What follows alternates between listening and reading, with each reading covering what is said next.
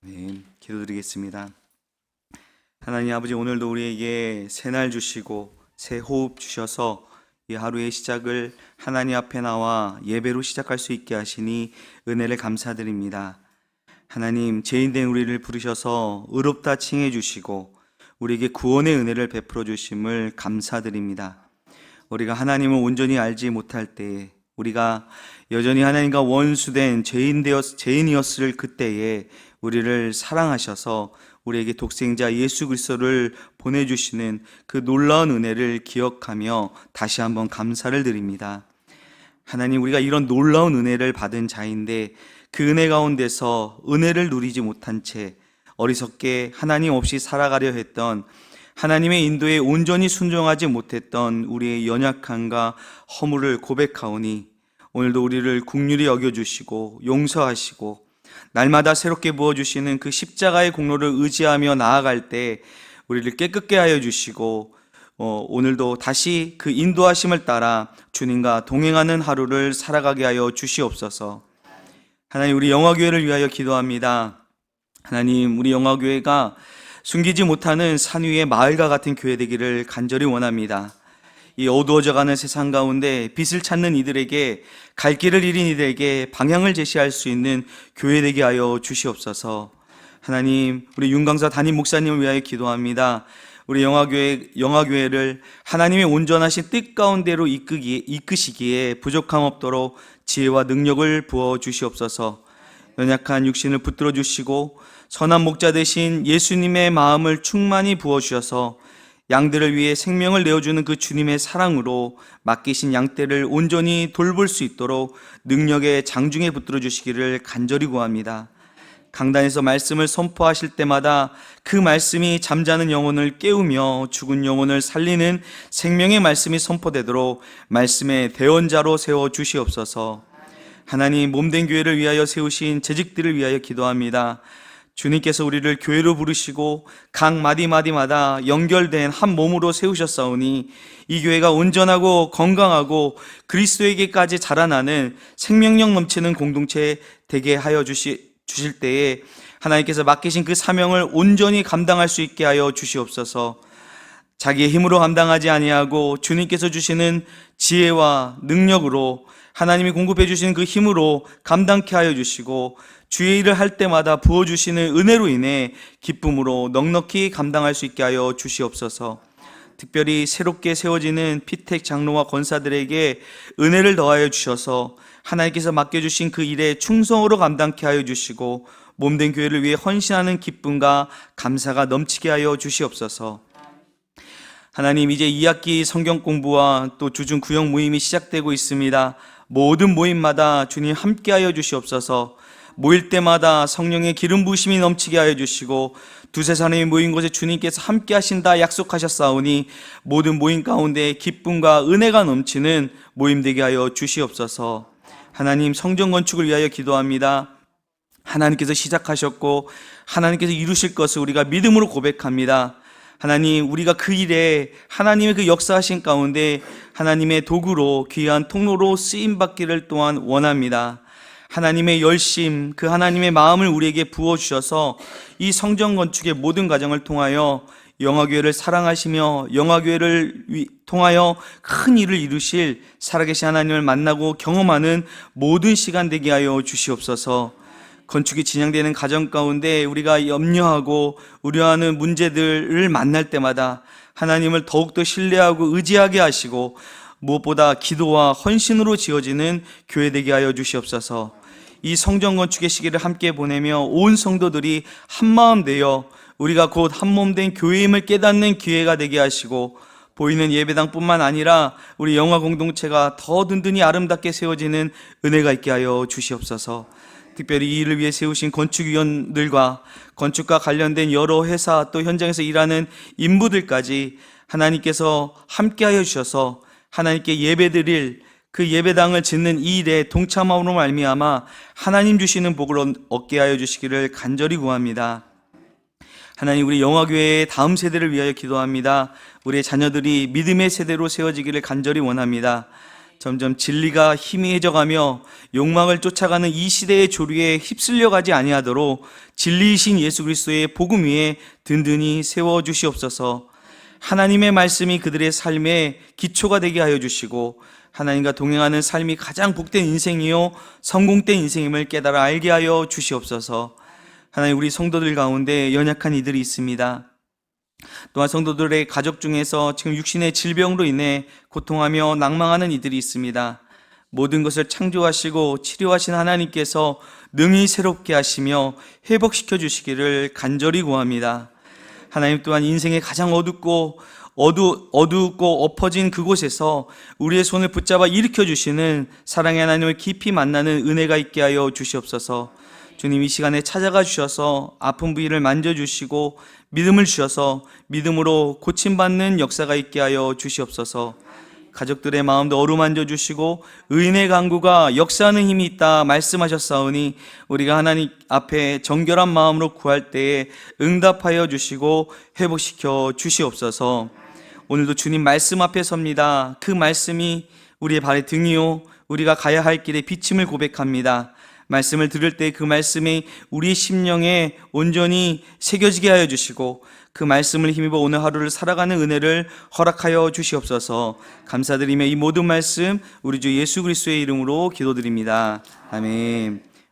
하나님의 말씀 함께 보겠습니다. 로마서 5장 1절에서 11절까지의 말씀입니다. 로마서 5장 1절에서 11절까지의 말씀 이제 함께 하나님 말씀 읽도록 하겠습니다. 그러므로 우리가 믿음으로 의롭다 하심을 받았으니 우리 주 예수 그리스도로 말미암아 하나님과 화평을 누리자. 또한 그로 말미암아 우리가 믿음으로 서 있는 이 은혜에 들어감을 얻었으며 하나님의 영광을 바라고 즐거워하느니라. 다만 이뿐 아니라 우리가 환난 중에도 즐거워하나니 이는 환난은 인내를, 인내는 연단을, 연대는 소망을 이루는 줄 알미로다. 소망이 우리를 부끄럽게 하지 아니함은 우리에게 주신 성령으로 말미암아 하나님의 사랑이 우리 마음에 부음받음이니 우리가 아직 연약할 때에 기약대로 그리스도께서 경건하지 않는 자를 위하여 죽으셨도다.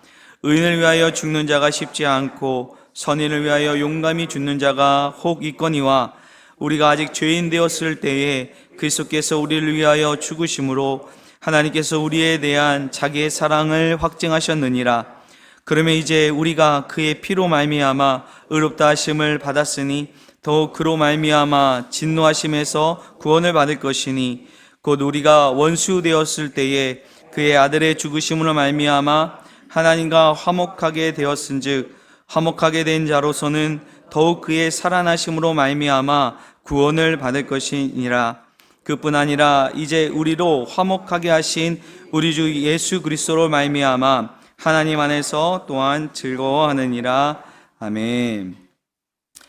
어제 말씀에 이어서 오늘 우리가 함께 읽은 이 본문 말씀은 우리가 믿음으로 의롭다 하심을 받았다면 이제 우리가 받게 되는, 우리가 누리게 되는 복이 무엇이냐, 우리가 믿음으로 의롭다 하심을 얻은 우리에게 어떠한 유익이 생기는지를 말씀하고 있습니다. 첫 번째가 무엇일까요? 우리가 믿음으로 의롭다 하심을 받았습니다. 그러므로 우리가 주 예수 그리스도로 말미암아 하나님과 화평을 누리게 된다는 것입니다. 여러분, 이 하나님과 화평을 누리게 된다는 것은 누구의 바램이었을까요? 이 바램은 엄밀히 따지자면 하나님의 바램, 하나님의 소원이었습니다. 하나님께서 사람을 창조하시고 보시기에 심히 좋았습니다. 그래서 첫사람 아담을 에덴 동산에 두시고 그와 함께 하셨어요. 그런데 죄가 들어옴으로 인해 하나님과의 화평이 깨어지고 타락한 인간은 더 이상 하나님과 함께 할 수 없었습니다. 에덴 동산에서 쫓겨났습니다. 하나님과 더 이상 만날 수 없게 되었습니다. 아담과 하와가 에덴 동산을 떠나면서 무엇이 가장 아쉬웠을까요? 더 이상 이제 에덴 동산 안에서 누리게 되는 그 각종 나무의 열매를 먹지 못하는 것이 아쉬웠을까요? 아니면 이제 에덴 동산을 나가게 되면 이제 수고하지 않으면 땅의 소산을 먹을 수 없다는 그것이 제일 힘들었을까요? 그런데 하나님께서는요, 이 아담과 하와를 떠나 보내는 것, 당신의 형상대로 지음받은 사람과 우리와 더 이상 함께 하실 수 없다는 것이 너무나 가슴 아파하시는 것처럼 보입니다. 너희가 선악을 알게 하는 나무의 실과를 먹는 날에 반드시 죽으리라 라고 말씀하셨는데, 하나님께서는 아담과 하와가 또 뱀에게 심판과 저주의 말씀을 하시면서도 그 안에 구원 계획을 담아 말씀하세요. 또 에덴 동산을 떠나게 된 그들에게 제사를 통하여 하나님과 만날 수 있는 길을 열어주십니다. 이건 다 하나님께서 허락해 주신 것입니다. 하나님께서 우리와 함께 하시기를 너무나 간절히 원하셔서 구원을 계획하시고 제사를 통해 하나님을 만날 수 있는 길을 열어주신 것입니다. 결국 하나님의 독생자 예수 그리스도를 통하여 하나님께서 의로우신 방법으로 구원의 길을 열어놓으셨고, 우리가 그것을 믿을 때, 우리가 그것을 받아들일 때, 하나님의 의를 받아들일 때에 제일 먼저 우리에게 주어지는 복이 바로 하나님과 화평을 누리게 되었다는 것입니다. 하나님과 다시 함께 할 수 있게 되었다는 것입니다. 이것은 하나님이 가장 원하시는 것이었고, 실은 이것이 우리에게 가장 큰 복이고, 바로 이것이 임마누엘의 은혜라는 것입니다. 자, 두 번째, 믿음으로 의롭다 하심 얻은 사람의 복은 2절 그 첫 부분에 보니 믿음으로 이 은혜에 들어감을 얻었다 하는 것입니다.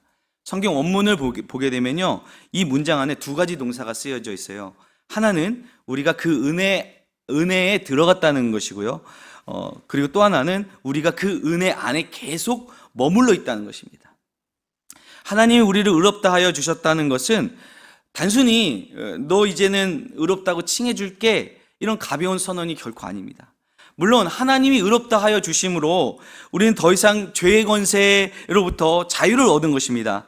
이제는 사단이 우리를 함부로 자기의 것이라 건드리지 못하는 하나님의 은혜 안에 들어오게 된 것입니다.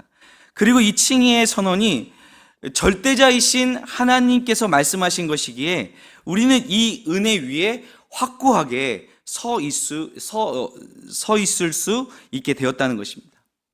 우리가 그 은혜 안에 계속 머물러 있을 수 있다는 것은 이제는 그 어떤 것도 하나님의 이 선언, 하나님의 이 사랑에서 우리를 끊을 수가 없기 때문이라는 것입니다. 여러분, 이것이 얼마나 놀랍고 큰 복입니까? 자, 세 번째 복이 있습니다. 2절 이제 하반절 말씀에 우리가 믿음으로 의롭다 하심을 얻음으로 우리는 이제 확실하게 하나님의 영광을 소망하며 즐거워하게 되었다는 것입니다. 자, 여기까지의 복은요, 재밌게도요, 과거, 현재, 미래와 관련된 복입니다. 예수 그리스도를 믿음으로 의롭다 함을 얻은 저와 여러분이요, 하나님과 화평을 누리게 된 것, 이거는 이미 일어난 일이죠. 두 번째로 예수 그리스도를 믿음으로 의롭다 함을 얻은 저와 여러분이 지금 무엇을 누리고 있습니까? 현재 하나님의 은혜 안에 거하고 있음을 누리고 있는 것입니다. 그리고 마지막으로 세 번째로 그리스도를 믿음으로 의롭다 함을 얻은 우리가 미래에 하나님의 영광을 바라보며 소망 중에 기뻐하며 즐거워하게 된다는 것입니다. 자, 여기서 복이 끝나는 것이 아닙니다. 5절 말씀 보니까 다만 이뿐 아니라 우리는 환난 중에 즐거워하나니, 자, 여러분 이 말씀이 잘 이해가 잘 되십니까? 예수님을 믿고 그 믿음으로 의롭다함을 얻은 사람들은요, 환난이 찾아오는데 그 환난 중에 즐거워하게 된다고 말씀하십니다. 어떻게 그것이 가능할까요? 우리가 환난 자체를 좋아하고 즐거워한다는 것이 아니라 우리가 환난 가운데 있지만 환난 중에도 기뻐할 수 있다는 것입니다. 이게 영어로 하면은 funny가 아니라 joy예요. 이 joy라는 말은 조회, 생명에서 파생된 단어인데 바로 생명이 있음으로 나오는 기쁨을 말하는 것입니다. 자, 그런데 왜 우리가 환난 가운데서 이렇게 기뻐할 수 있는 것일까요? 왜냐하면 예전에는 환난이 그냥 환난 자체로서 받아들여졌기에 힘들고 어렵고 피하고 싶은 것이었어요. 그런데 이제는 그 환난의 배후에, 그 고난의 배후에 하나님의 뜻과 의도하심이 담겨져 있다는 것을 알았기 때문입니다. 결국 그 우리의 환난의 끝이 무엇일까요? 이것이 하나님의 영광에 이르게 되는 과정이기에 우리는 환난의 인내로, 또 인내는 우리를 성숙하게 연단시키고 그리고 그 시험을 통과하여 우리는 소망을 이루게 됨을 알기 때문이라는 사실입니다. 우리가 예수 그리스도를 알지 못할 때는요, 십자가가 고통이고 수치이고 저주였습니다. 그러나 이제 우리가 이 십자가를 어떻게 고백합니까?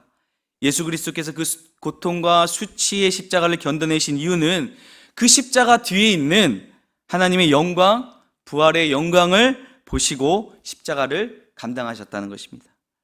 하나님께서 우리에게 환난을, 고난을 허락하신 이유가 무엇일까요? 우리가 이 고난을 통과할 때에 우리에게 진짜 소망을 주신다는 것입니다.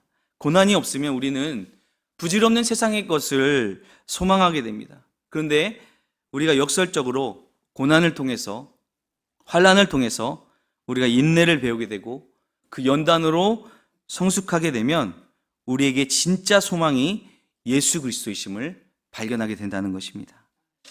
여러분, 이 소망은 영원토록 변하지 않는 소망이고, 이 소망의 근거는 하나님이 우리를 사랑하신다는 것입니다. 5절 말씀을 보니까 소망이 우리를 부끄럽게 하지 아니함은 우리에게 주신 성령으로 말미암아 하나님의 사랑이 우리의 마음에 부음바 됨이니라고 말씀하고 있습니다. 여러분, 성령께서 우리에게 오셔서 우리에게 어떤 역사를 일으키실까요?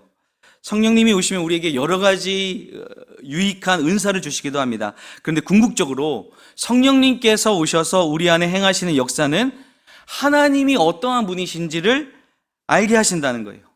그래서 예수님께서 요한복음에서 성령을 보혜사로 소개하시면서 그가 오시면 진리를 알게 하시고, 그가 오시면 예수님께서 하신 말씀이 생각나게 될 것이고, 또 성령께서 오시면 예수님에 대하여 증거하실 것이라고 말씀하십니다. 그 말은 오늘 우리가 읽은 표현으로 다시 말한다면 우리를 향한 하나님의 사랑이 어떠한지를 알게 하신다는 것입니다. 그 사랑이 얼마나 놀랍고 크신 사랑인지를 깨닫게 하신다는 것입니다. 그런데 성령께서 오셔서 하나님의 사랑을 깨닫게 하시는 것은 이게 성령을 받은 사람만 깨달을 수 있는 것이잖아요. 이게 어떻게 보면은 주관적인 것이라 할 수 있습니다. 그런데 이제 하나님의 사랑이 어떠한 사랑인지를 깨닫게 하는 객관적인 증거를 바울이 소개를 하고 있습니다. 그것이 무엇입니까? 바로 십자가입니다. 십자가에서 예수 그리스도께서 죽으심으로 하나님의 사랑을 우리에게 확증하셨다는 것입니다. 여러분, 우리가 선물을 주거나 받을 때에 그 선물이 어떠한 의미나 가치, 그 선물의 어떤 의미나 가치를 결정하게 되는 것은 절대적인 기준은 없겠지만 그 선물을 주는 사람에 있어서는 이 선물에 큰 의미를 담고 싶다면 두 가지 조건을 생각해 볼 수 있을 것 같습니다. 첫 번째는 그 선물을 준비함에 있어서 얼마나 큰 대가를 치렀는가 하는 것입니다. 두 번째는 과연 그 선물을 받을 사람이 얼마나 그것을 받을 자격이 있는가 하는 것입니다. 선물을 위한 대가가 많이 치러지면 치러질수록, 또 선물을 받는 사람의 자격이 없으면 없을수록 그 선물의 가치와 의미가 더 커지는 것입니다. 그런 의미에서 하나님께서 우리에게 보여주신 사랑의 증거로서의 십자가는 어떠합니까? 하나님께서 우리에게 이 십자가를 통한 구원, 그 사랑을 주시기 위해 치르신 대가가 무엇입니까? 당신의 하나밖에 없는 아들 예수 그리스도를 내어주신 것입니다. 정말 이것은 그 어떤 것으로도 비교할 수 없는 대가를 치러주신 것이죠. 그렇다면 그 선물을 받은 자의 합당함은 어떠한가요? 오늘 바울은 이 선물을 받는 우리에 대해서 네 가지로 묘사를 하고 있습니다. 첫 번째는 6절 말씀을 보면 우리는 연약한 자였고 경건하지 않는 자였습니다. 또 8절 말씀을 보면 우리는 죄인이었고, 10절, 마지막 10절 말씀 보면 우리는 하나님의 원수였습니다. 자, 이것이 우리의 실제입니다. 우리는 연약한 자이고 경건하지 않는 자이고 죄인이며 하나님의 원수였습니다. 이런 우리가 과연 하나님의 선물을 받을 자격이 있습니까? 그런데 하나님께서는 그런 우리를 위해, 우리가 아직 죄인 되었을 때에 그리스도께서 우리를 위해 죽으심으로 하나님께서 우리에 대한 자기의 사랑을 확증하셨다는 것입니다. 여러분, 정말 놀라운 사랑 아닙니까? 저 여러분이 하나님께 이러한 사랑을 받은 자라는 것입니다. 자, 우리가 이 하나님의 사랑을 생각할 때마다 왜 하나님께서 이런 나에게 이런 사랑을 보여주셨을까? 때로는 아직 여전히 죄인이고 연약하고 경건하지 아니하고 심지어 하나님과 원수 되었을 때가 있음에도 하나님은 여전히 나를 이렇게 사랑하여 주신다는 것입니다. 왜 나에게 이러한 사랑을 보여주셨을까 생각할 때에 저는 제가 목사라서 그런 것이 아니라 정말 이 하나님의 사랑을 깨달을 때에 그 하나님의 사랑의 확신에 차게 될 때에 어떤 환난 가운데서도 소망을 놓치지 않게 되더라는 것입니다. 그 어떠한 상황에서도 내가 어떠한 사랑을 받은 자인데 하나님께서 나를 어떻게 사랑하셨는데 우리가 그 소망을 놓을 수 있겠습니까? 그러니 내가 받은 그 사랑으로 인해 사랑하지 못할 사람이 없고 견뎌내지 못할 상황이 없게 된다는 것입니다. 마태복음 18장을 보면은 만달란트를 탕감받은 자의 비유가 나오죠. 우리 너무나 잘 아는 비유의 말씀입니다. 만달란트 탕감받은 자가 누구입니까? 여러분 만달란트가 얼마인지 아시죠? 이 엄청난 감히 헤아릴 수 없는 그런 돈입니다. 그런데 우리가 바로 그런 은혜를 받은 자라는 것입니다. 그런데 여러분 그 비유에서 만달란트 받은 종이 자신에게 100데나리온 빚진 동료를 만나게 됩니다. 100데나리온은 셀 수 있어요. 계산하면 한 1,000만 원 정도 되는데 결코 작은 돈이라 할 수 없겠죠. 그런데 타이밍이 어떻습니까? 지금 임금으로부터 만달란트를 탕감받고 나오는 길에 이 100데나리온을 빚진 동료를 만나자마자 그의 목을 잡고 빚을 갚으라고 말하는 모습을 우리는 그 성경을 통해 보게 됩니다. 저는 이 비유를 생각할 때마다 바로 이 로마서 5장 말씀이 이게 오버랩이 됩니다. 내가 죄인 되었을 때에, 내가 연약하고 경건하지 않을 때에, 내가 하나님과 원수 되었을 그때에 하나님께서 이런 사랑을 보여주셨는데 내가 만달란트 탕감받은 자인데 여러분 우리가 바로 이러한 사랑을 받은 자라는 사실을 기억하시기 바랍니다. 우리가 이 놀라운 하나님의 구원의 은혜를 오늘 이 믿음으로 고백할 때에 오늘 이 말씀에서 약속하시는 것처럼 우리를 의롭다 하여 주시고 또 그 믿음 가운데 우리에게 구원을 주시고 또 지금을 살아갈 수 있는 힘과 어떤 환난 가운데서도 소망을 잃지 않을 수 있는 미래의 소망을 우리에게 주셨습니다. 우리가 이 땅 가운데서 어떠한 환난 또 어떠한 사방의 우겨싸임을 당한다 할지라도 그 소망이 우리를 다시 일으켜 세우고 또 새롭게 하실 것입니다. 우리로 하나님과 화목을 누리는 그 생명의 근원 되시는 하나님으로부터 공급되어지는 기쁨을 우리에게 허락하시고 우리를 그 길로 인도하여 주실 것입니다. 오늘도 이 귀한 진리를 붙들고 살아가는 저와 여러분 되시기를 주님의 이름으로 축원드립니다. 기도하겠습니다. 하나님 아버지 은혜를 감사드립니다. 하나님께서 우리에게 베풀어 주신 그 놀라운 사랑, 그 놀라운 은혜를 우리가 기억하며 하나님 그 은혜 가운데서 살아가는 오늘 하루 되기를 간절히 소원합니다. 그 사랑이 우리를 어떠한 환난 가운데서도 소망을 잃지 않도록 주님을 바라볼 수 있도록 주님 우리를 붙잡아 주시고 오늘 하루 우리와 동행하여 주시옵소서. 감사드리며 예수님의 이름으로 기도드립니다. 아멘.